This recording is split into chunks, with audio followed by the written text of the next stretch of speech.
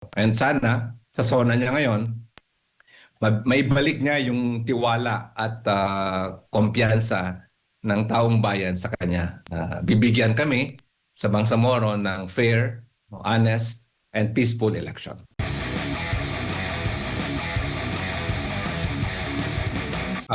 Bismillahirrahmanirrahim. Assalamualaikum warahmatullahi taala wabarakatuh. Maraming salamat sa inyo dyan, Jade and Edmar. At good morning din sa inyong lahat dyan sa studio. Opo. Sir, ngayong araw ang ikalimang SONA ni Pangulong Bongbong Marcos Jr. Ano bang gusto po ninyong marinig na mensahe mula sa Pangulo? Well, this is the fifth na SONA ni State of the Nation address ni President Bongbong Marcos. Ang kailangan natin tingnan yung previous na SONA niya. No? Ano ba yung mga sinasabi niya? So sa pangkalahatan, no, sa nationwide na point of view, well, tinitingnan natin yung mga pangako niya, di ba? Yan yung una-una.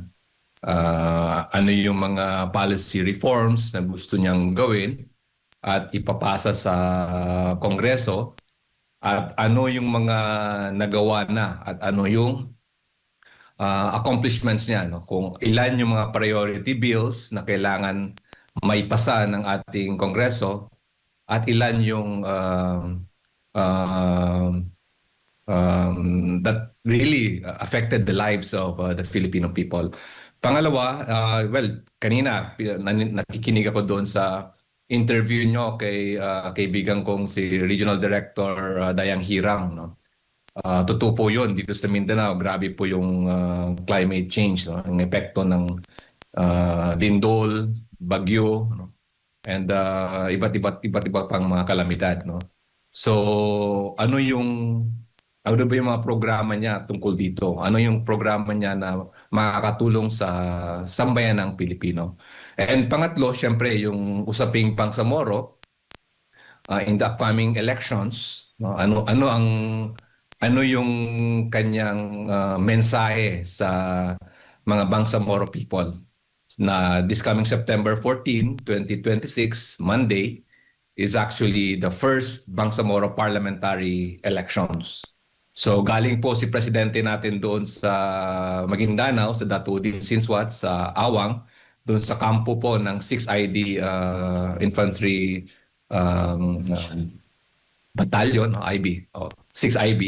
So, ay hindi pala ba, 6 Division, sorry, 6 ID, 6 Infantry Division. Medyo, yun, ano yung, kasi dapat sana pumunta siya ng Cotabato City or pumunta siya doon sa malapit sa community. Ang wala kasi ang presidente natin doon lang siya sa kampo, hindi siya lumabas. Kokonti lang yung mga taong pumunta doon. Napansin natin, I'm sure yung mga nakapanood, talagang parang may hesitant, no? Parang yung presidente natin ay mayroon siyang hesitancy na pumunta sa Bangsamoro. And sana sa SONA niya ngayon, may balik niya yung tiwala at kumpiyansa ng taong bayan sa kanya. Bibigyan kami sa Bangsamoro ng fair, honest, and peaceful election. Opo. Yun yung for me, the 3 points. Yes. Opo. At nabanggit mo nga yung isa sa mga priority bills niya na napagtibay nga itong ang BARM election reset ngayon, sir. Pero ito ho ba ay may kukonsiderin ninyong magandang balita po para sa BARM na ito po ang isa sa mga natupad ng Pangulong Bongbong Marcos Jr. dyan po sa rehiyon? Yes, definitely. Ito po yung natitirang legacy, no? Natitirang pwede nating sabihing legacy ni Pangulong Bongbong Marcos Jr. sa amin sa Bangsamoro. Kasi nga, in the recent survey na ginawa po ng Publicus Asia from June 1 to 6, lumalabas na karamihan sa Bangsamoro ay gusto na talaga ng eleksyon, no? Although kami sa academy, medyo may mga iba yung point of view namin, pero dahil doon sa survey, lumalabas na ang taong bayan, ang gusto nila, may legitimate na uupo na leaders in the Bangsamoro Parliament, no? Hindi na yung mga taong inappoint, no, ng Malacanang, no? Yung mga taong nilagay ng Malacanang sa Bangsamoro Parliament, ng Bangsamoro Transition Authority, na ngayon ay sa tingin namin ay nawawala yung legitimate na kanilang mandate, no, because they are perceived as masakit man sabihin, but they are perceived as puppets of Malacanang. Opo. Yung sitwasyon naman sa peace and order natin dyan sa Mindanao, particular sa BARM, kumusta naman po, Sir Lidasan? Papaano po ito natutugunan ng Pangulong ng Administrasyong Marcos Jr.? So sa peace process, definitely meron po tayong relatively peaceful. No? Wala naman pong major breakout ng MILF at ng Government of the Philippines, yung mga military natin. Meron na pong mga sporadic, may mga isolated cases na mga killings, na mga harassments, no? Last week nga nakita natin may mga harassments sa mga militar, no? Sa mga detachments, no? So even in the convoy, may convoy yung military natin, hinahagisan nila ng granada. Yung mga ganong situations. And meron din po tayong mga nare-report na RIDO, no? Yung family feud, yung away ng mga iba't ibang pamilya na naapektuhan din po yung peace process, naapektuhan yung mga tao sa community kasi nagbabakwit sila, umaalis sila sa kanilang mga tahanan. So sa ngayon, sa tingin ko sa the way we look at it, the people are really waiting towards the election. No? So kung may mga krimen man or anything that affects the security ng region, it is usually caused by some disagreements from the different families, and merong mga different groups, no, na trying to convince the people. No? May mga namomonitor po tayong mga maliliit pa sila ngayon, maliliit na grupo na mga violent extremists. No? Kasi yung po yung basa natin, yung mga gumagawa ng harassment last week, these are parang offshoot, no? Yung mga members ng BIFF, ng mga Maute. Kasi kung maalala nyo, few months ago ay namatay po or na-ambush yung isang leader ng BIFFs, no? Si Commander Bungos. So usually pag may mga ganyan, may mga retaliation silang ginagawa. Opo, bago ko lang ipasa kay partner Admar, paano po ninyo bibigyan ng grado kung kayo po ay i-assess po ninyo yung performance po ng Pangulong Bongbong Marcos Jr., lalo na po dyan sa Mindanao, particular na sa BARM. Ano po ang inyong pong ibibigay na grado po sa Pangulong Bongbong Marcos Jr. so far? So far, dun sa tatlong nabanggit ko, no, dun sa mga policies, kumbaga kung ito yung criteria natin, 30% dun sa policies and na napasa niya. So definitely for me, zero siya dun. No? Kasi nga, instead na instead na budget ang pinag-uusapan natin ngayon, ang pinag-uusapan ng Congress with his, I'm sure with his directives, is the impeachment. So definitely wala tayong masasabing magandang batas ngayon na pwede niyang ipagmalaki. Doon sa usaping disaster, climate change, no, earthquakes, natural calamities, no, flooding kagabi dito sa Davao, may mga flooding na naman diyan sa Bansalan area, Matanao area. So definitely kung 30% yan, zero din po si presidente niyan, no? Kasi nga yung mismong RD na nagsasabi na wala tayong proper planning, no? Walang magandang programa. Doon sa usaping Bangsamoro and the peace process, sabihin natin 40% yun para sa amin, ay definitely negative 10 si presidente doon, no? Wala po kaming nakitang concrete program na ginawa niya para ma-uplift ang buhay ng Bangsamoro people. Ang ginawa lang po niya ay pinayaman niya yung mga taong kaalyado niya. At they want to stay in power, and that's why for us in the Bangsamoro, the election will be very sentimental, very valuable para maibalik po sa tamang grupo yung paghawak sa Bangsamoro Parliament. So negative 10 for me. Opo, Ginang Mussolini, assalamualaikum. Si Admar po ito. Alaikum salam. Opo, sir, kung pagbabatayan natin yung pag-usad po ng BARM, simula nang mag-umpisa ito sa panahon ni Pinoy hanggang sa kasalukuyan po, meron na bang momentum sana na maganda na yung tapos may pagbaba?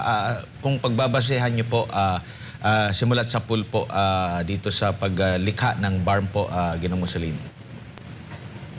Magandang tanong yan.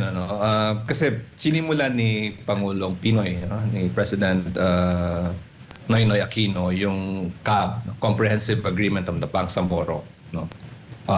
Kumbaga, yun na yung nabigyan ng opportunity yung Moro Islamic Liberation Front na makipag-usap sa ating gobyerno. So, hindi basta-basta yun yung ginawa ni Pinoy. So, we have to give the credit to him. And then, unfortunately, yung BBL, Bangsamoro Basic Law, hindi siya napasa sa time ni Pinoy because of the Mama Sapano incident. No?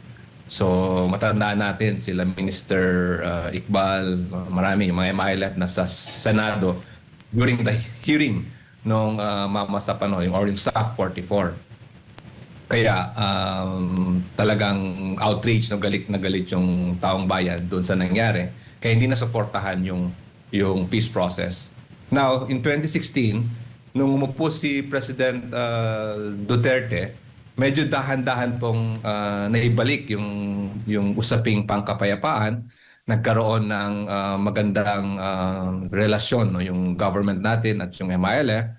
At kung saan napasa po yung Bangsamoro Basic Law na naging Bangsamoro Organic Law at nagsimula na po yung decommissioning. Yung decommissioning, yung tinatawag nating rebuild ng lives ng mga BIAF, ng Bangsamoro Islamic Armed Forces, yung sundalo po ng MILF. So dahan-dahang yung decommissioning, umaandar, umusad, and then yung political track po, yung pag-establish ng Bangsamoro government ay totally established, no, in 2019. 2018, and then 2019 is the ratification din po nung batas. So, totoo po yun. May momentum na po tayong nakita. No? Kumpiyansa, nandun yung trust and confidence ng both sides, the government and the MILF. Pero nung March 2025 ay nag-iba yung simoy ng hangin. No? Talagang, yung nga sinasabi ko, yung mga kaalyado po ni Presidente ang kanyang pinaupo sa BARM at kung saan ang MILF ay nag-decide na hindi na nila ipagpapatuloy yung decommissioning. No? So parang nahinto po yung decommissioning, which is an important part of the peace process para po mawala na po yung mga armadong grupo sa Bangsamoro. So yun ang medyo nakikita natin na sayang po yung momentum. Opo, and alam natin, way back 2023 pa, no, nung nagkaroon ng lamat ang magandang samahan sa pagitan ng mga Duterte, Marcos, yung unity team po, no, hanggang sa kasalukuyan nga, alam naman natin yung issue po. Naging malaking epekto po ba ito, no, lalo taga Mindanao, mga Duterte, sa performance ng Marcos administration para po sa BARM or sa kabuuan sa Mindanao? Well, sa tingin ko, parang ganun din yung nangyari. Parang yung relationship sa national, no, ay nagre-reflect po dito sa Bangsamoro. Una-una, yung mga ginagawa pong mga strategy sa national, kapag hindi ka sumasang-ayon sa kanilang mga diskarte sa gobyerno, ay kinakasuhan ka, no? Ginahanapan ka ng problema, tinatanggal ka sa posisyon. No? So when the Vice President decided to resign as the Secretary ng Department of Education, at yun na nga yung sinasabi niyo po, yung relationship nila ay nagkaroon ng problema. Naapektado po talaga ang BARM. Kasi even yung mga pro-Duterte na mga grupo sa BARM ay yun din, parang may retaliation na ginagawa. But which for me is very sad kasi sa simula, during the campaign, magkakasama, the same yung plataforma, the same yung mga objectives, pero nung 2023 ay nasira na yon, no? And surprisingly din kasi yung kung pag-aaralan natin yung grupo ng MILF, no? During the 2022 elections, yung grupo po nila Iqbal, nila former Minister Mojer Iqbal, and some of the MILF actually supported the Pink, no? Supported Lenny Robredo.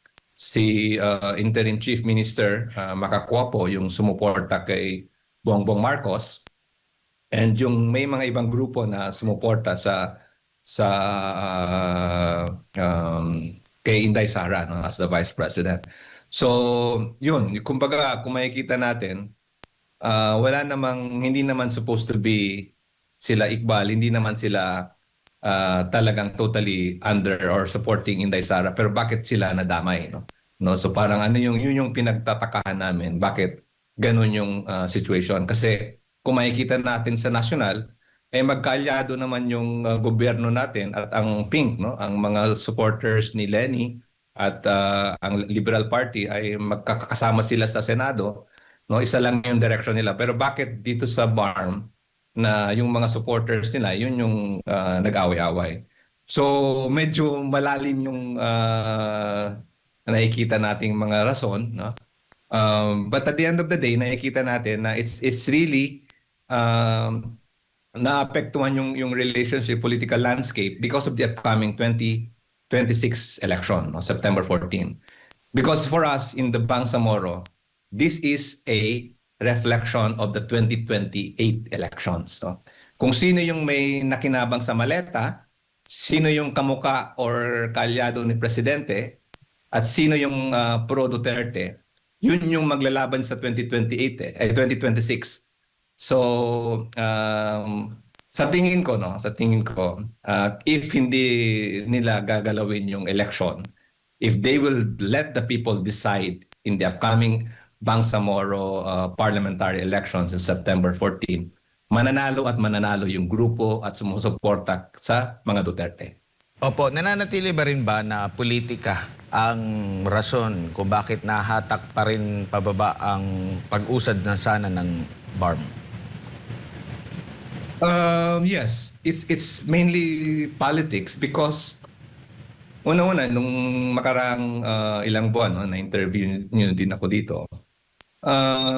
Ang kasulatan kasi ng government is with the MILF, no? Yung Comprehensive Agreement of the Bangsamoro. The peace process is signed by these two parties, no? So, bakit tatanggalin mo yung MILF as your government partner, no? Yun yung tinitingnan mo. Bakit ganun? Bakit i-set aside mo siya?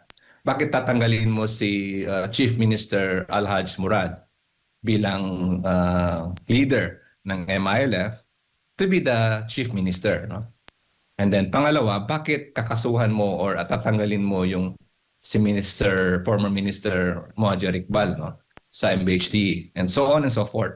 So those are critical points na nakikita natin na these are the people kailangan ng gobyerno para mapirmahan natin ang exit agreement.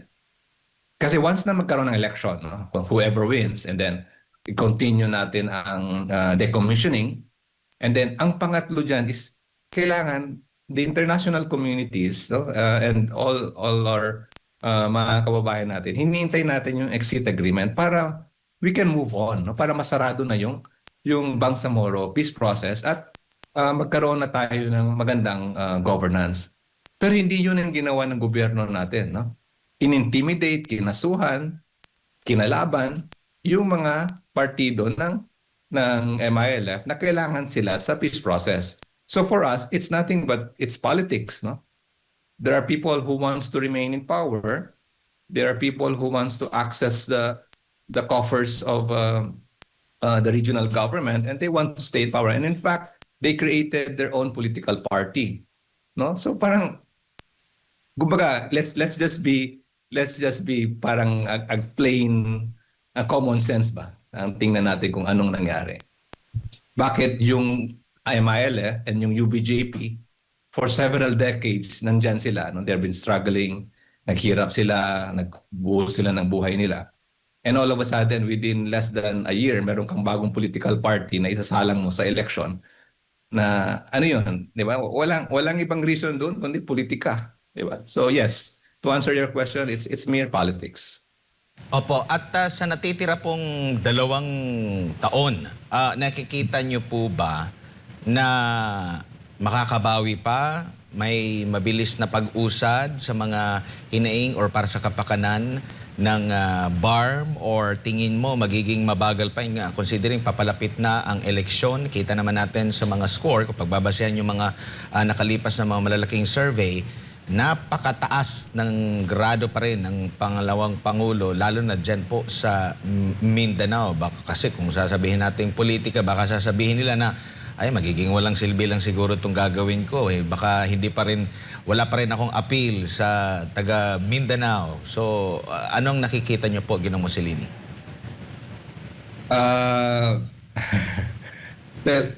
for me, honestly, a portion of me, a part of me, siyempre, isang maniniwala tayo sa aming religion, sa Islam. So somehow, nandun yung hope, no? Nandun yung we pray for what is best, what is good, no? And we pray for the president to do what is right.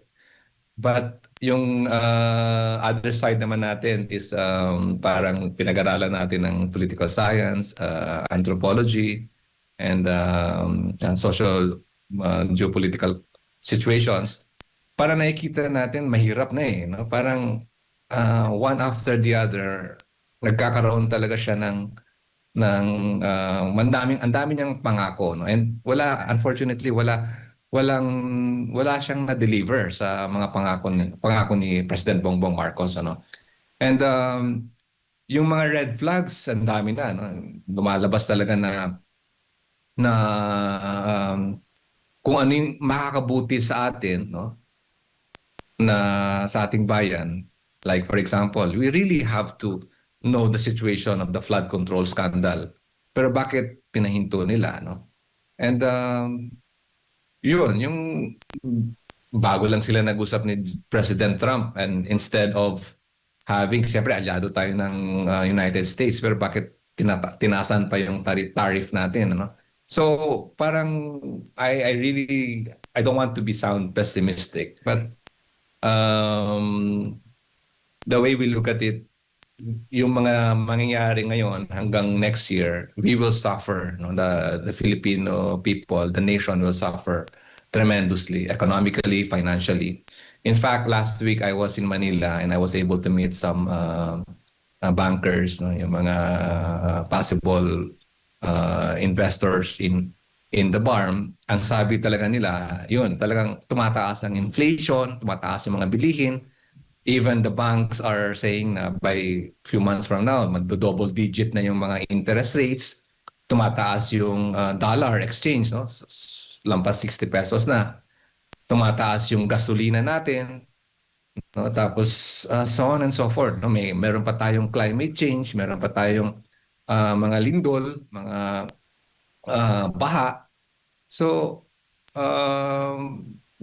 yun, siguro the president, kung sincere lang siya, no? And we still need to pray for him, na sana bigyan niya ng pansin yun, yung mga sinasabi ko. Hindi yung away lang, no? Meron siyang spokesperson na wala nang ginagawa kundi awayin ng mga opposition, no? So we hope and pray that our nation will heal and can move forward if the president somehow will do his job.